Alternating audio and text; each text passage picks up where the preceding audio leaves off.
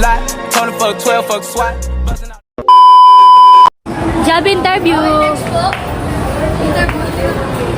Dito ako muna ate. Ay, dito tsaka muna ate. So, ano naisipan mo?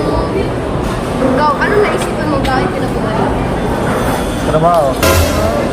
Ba't gusto mo magtrabaho? May hiring din. Kung walang hiring din, di ako mag-apply. So, anong sa tingin mong maiambag mo dito sa company na to? May ang bag ko. Ang bag ko. Hindi namin sa unang-una pa, hindi ko na kailangan yung bag mo. Tsaka wala kami hindi naman. Tapos, namumura. hindi na. Tapos po, sa tingin niyo po, 10 years from now, ano pong sa tingin niyo sa sarili ngayon?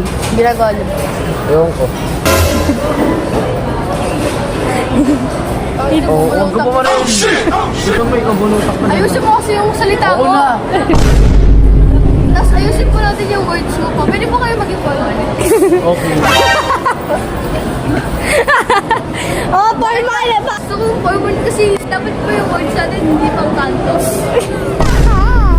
Gina. Ay, sinisigawan O, ka. sumapak ka. Hindi ka na natakot sa mga yan? Kita. Oh, wait lang. Isa ko yun, ilagay ko yun sa documents mo. Okay, game. Ano po alam mo? Drake.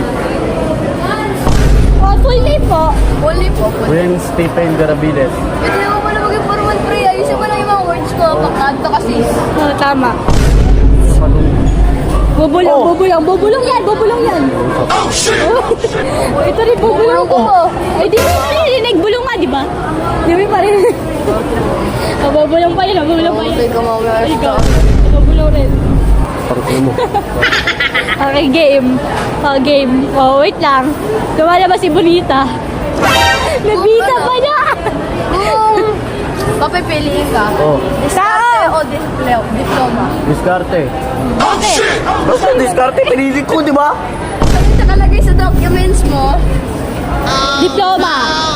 hindi ka nakapagtapos, Ang birth certificate. wala kang birth certificate, tapos dalawang taong ka na grade 6, dalawang taong ka na grade 5. Tapos, 26 ka na, hindi ka pa yung trabaho.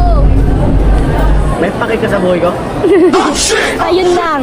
Pag nalaman ko address mo. Bubulong ako. Bubulong siya. O nga pala, wala pala ako karapatan ko sa ganyan. Oh. Mayabang. Bubulong rin.